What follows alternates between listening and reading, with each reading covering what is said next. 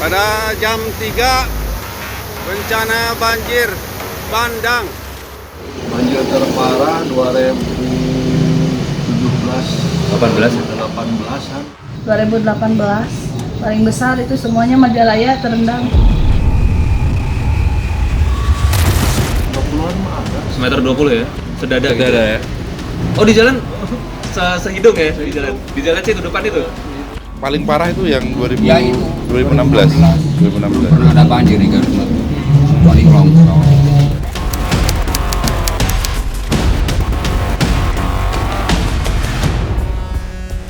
Ya mayat-mayat di sini banyak.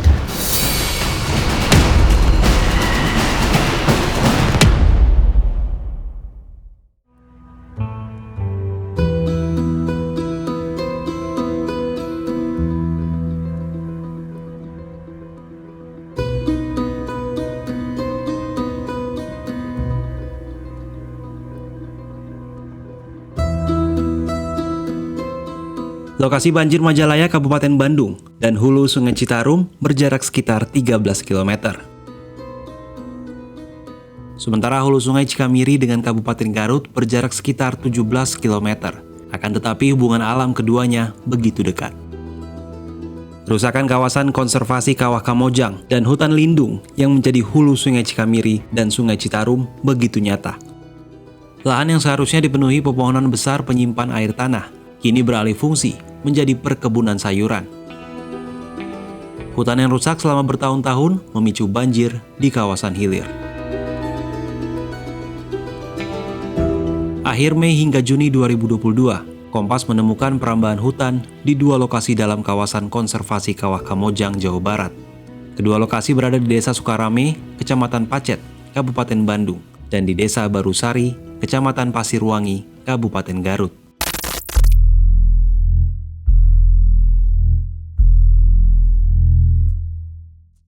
Lokasi pertama adalah Desa Sukarame.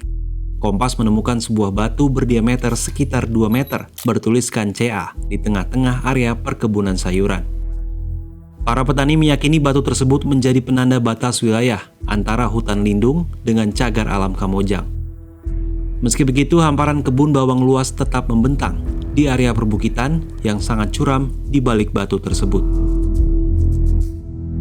Berdasarkan temuan itu, kami menandai titik ini dengan GPS, kemudian mencocokkannya dengan peta kawasan cagar alam Kamojang melalui citra satelit.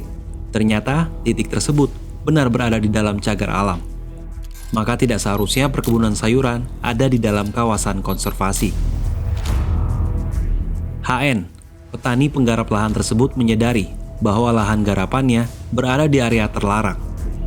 Dia mengaku sudah menggarap lahan seluas 150 tumbak atau 2.100 meter persegi sejak tahun lalu. Sebelumnya dia merambah hutan di sana dengan bantuan petani lain. Kalau ini tadi berapa tombak, Kang Jo? 150. Itu berapa hektar? 150 tumbak yang punya tajur di sini dikit biasanya nyampe 1 hektar. Berapa hektar? 1 hektar itu 1000 meter. Kan 150. Setengah hektar itu 350 tumbak, akan mangan 150 tumbak. Berarti itu sama. Seperempat ya.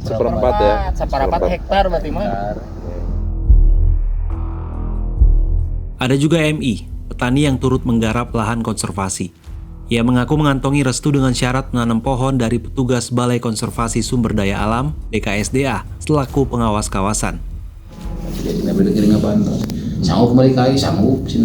Maksudnya sanggup beli kayu, coplakan kayu. Misalnya, wah dibuka, beli kayu, besek kaian. Oh syaratnya gitu, syarat BKSDA teh. Sok dibuka tapi kaian, beli kayu gitu.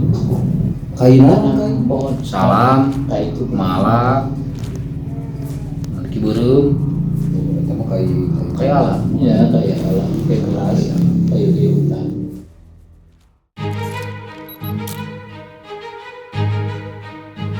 Bukit-bukit di kawasan Sukarame terlihat gundul tercukur habis oleh lahan perkebunan sayuran. Sisa-sisa longsor terlihat jelas di lerengnya. Hanya sedikit pohon yang tumbuh di area kebun.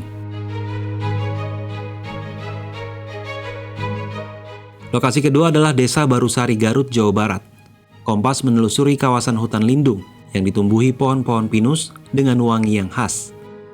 Hutan pinus ini dikelola oleh Perum Perhutani. Perum Perhutani sebagai pengelola kawasan hutan awalnya mengandalkan pemasukan dari getah pinus. Namun menurut warga setempat, getah pinus sudah tidak laku lagi, sehingga Perum Perhutani bekerja sama dengan masyarakat setempat beralih ke pohon kopi. Perhutani melarang masyarakat menanam sayur mayur seperti kol, kentang, cabai, dan wortel. Alih fungsi lahan menjadi kebun sayur ini membahayakan ekosistem hutan sebagai penahan air.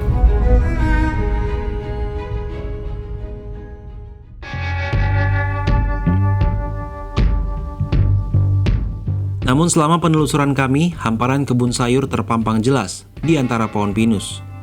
Bahkan ada juga pohon pinus yang gundul dipangkas dan jejak pohon yang ditebang. Kami berbincang dengan salah satu petani yang menanam cabai di lahan seluas 200 tumbak atau sekitar 2.800 meter persegi. Itu Bapak ngerawat sendiri nih Pak? 200 tumbak? Sendiri, kadang-kadang ada ya kerja. Pegawai, Pak? Kerja. Di sini udah berapa tahun di lahan ini Pak? Baru 3 tahun. 3 tahun Oh, ya? baru, Pak? Baru 3 tahun. Tapi dalam 3 tahun udah apa namanya? Terus bagus terus gitu ya Pak ya? Alhamdulillah. Kami menandai lokasi ini dengan GPS, kemudian mencocokkannya dengan peta situasi cagar alam Kawah Kamojang. Hasilnya, kebun milik petani itu masuk kawasan TWA Kawah Kamojang, kawasan konservasi yang dikelola BKSDA Jawa Barat. Namun di sini tidak ada tanda batas yang menunjukkan kawasan konservasi. Petani itu tahu, kebunnya berada di kebun milik negara yang disebutnya merupakan bagian Perum Perhutani, alias bukan kawasan konservasi.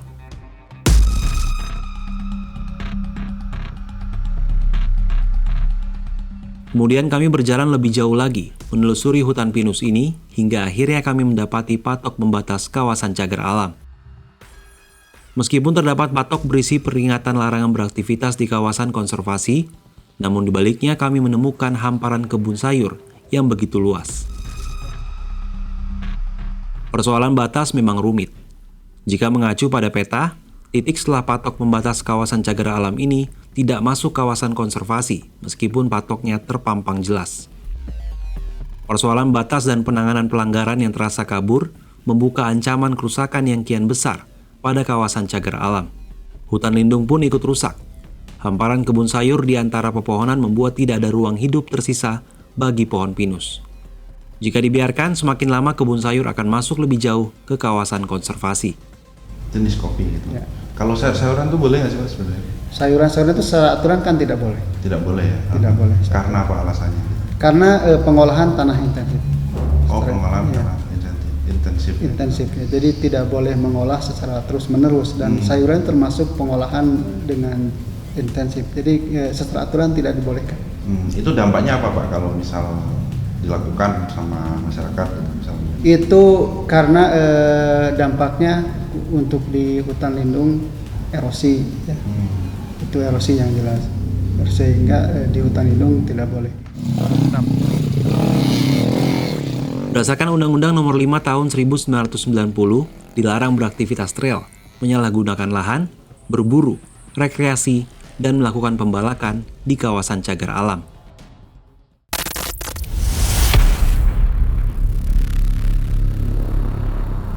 Apa daya, aturan itu seakan menjadi macan kertas. Pada dasarnya kedua titik yang seharusnya menjadi habitat hidup pepohonan besar telah sangat gundul. Kerusakan hutan terutama di kawasan konservasi sangat berbahaya dan memiliki konsekuensi yang besar. Bencana mengintai di hulu hingga hilir. Daerah hulu di dalam suatu das biasanya fungsinya adalah dalam konteks das ya, resapan air. Ya, jadi tempat meresapkan air ke dalam tanah. Nah, airnya itu disimpan di dalam tanah dan nanti akan keluar lagi sebagai air yang bisa disimpan selama sekian waktu lama gitu.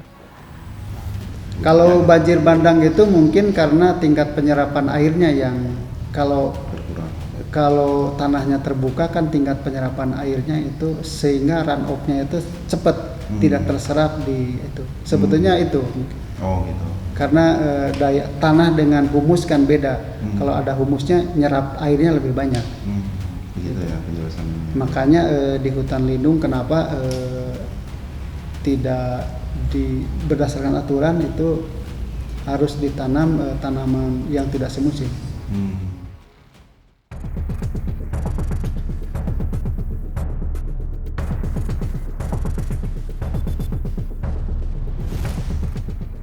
Mari kita amati. Kedua titik ini merupakan hulu sungai. Di titik pertama, hutan di Desa Sukarame tak jauh dari batu penanda batas kawasan cagar alam terdapat aliran Sungai Ciharus. Mata air sungai ini berasal dari Danau Ciharus dan mengalir menuju Citarum di Majalaya, Kabupaten Bandung. Meluapnya air Sungai Citarum menjadi bencana alam tahunan di Bandung. Pada 2018 saja, banjir menggenangi 7 kecamatan di Kabupaten Bandung.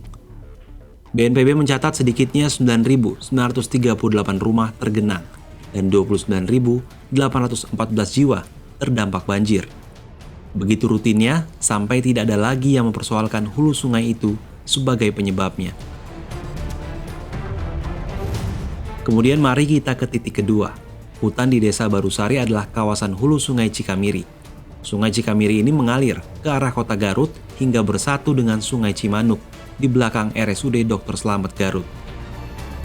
Pada September 2016, air dan material dari kedua sungai ini turut serta bergulung-gulung dalam gelombang banjir bandang yang menimpa 7 kecamatan di Garut. Kerusakan hutan di hulu Sungai Cikamiri diduga ikut berkontribusi memperparah bencana. Catatan Badan Nasional Penanggulangan Bencana, kejadian itu mengakibatkan 34 jiwa melayang dan 19 orang hilang. Selain itu, 800 rumah rusak berat, 429 rumah rusak sedang, dan 1.080 rumah rusak ringan. Nah, jadi untuk bisa supaya air itu diresapkan dengan baik di hulu, itu fungsi vegetasi itu penting, ya, tanaman-tanaman, karena melalui tanaman lah, melalui hutan lah, terutama hutan yang memiliki kemampuan menangkap air hujan, lalu karena punya akar, karena ditahan dengan daun, batang, lalu masuk ke dalam tanah begitu. Nah, ketika vegetasi di hulu itu hilang atau berkurang, nah maka air hujan ya yang jatuh ke tanah itu bisa jadi sebagian besar menjadi aliran permukaan, dan aliran permukaan itu begitu cepat sehingga air itu dalam waktu singkat segera masuk sungai dan segera dikirim ke hilir, dan itu menyebabkan debit sungai atau debit aliran sungai menjadi melonjak dalam waktu singkat dan bisa membuat banjir di hilir. Hal ini terjadi sejak dahulu, sangat klasik, tapi mengapa masih berlarut? Perlu solusi bersama demi kebaikan masyarakat di hulu terkait perekonomiannya, dan di hilir terkait ancaman bencana. Jangan-jangan solusi bagi kita itu masalah bagi mereka, gitu. Sama juga kebalikannya, masalah bagi mereka adalah solusi bagi kita, atau solusi bagi mereka itu masalah bagi kita, gitu kan? Mereka mungkin dengan adanya kemiskinan gitu ya, mereka merambah, itu solusi agar mereka mendapatkan akses ekonomi dan situ. Tetapi masalah bagi kita, gitu loh. Demikian juga memenjarakan orang mungkin solusi bagi kita, tapi juga tidak menyelesaikan masalah di mereka. Karena ini semuanya adalah simptom ya, gejala bahwa ada kemiskinan yang memang harus diatasi oleh berbagai pihak. Kita melihatnya seperti itu. Mungkin itu yang masih sampai sekarang ya Pak ya? Masih nah itu yang sampai sekarang perlu, mungkin bukan hanya perhutani, mungkin para pihak termasuk pemerintah, termasuk lembaga lain mungkin, nah itu perlu bersama-sama menggandeng mungkin untuk bisa memberikan pemahaman kepada masyarakat.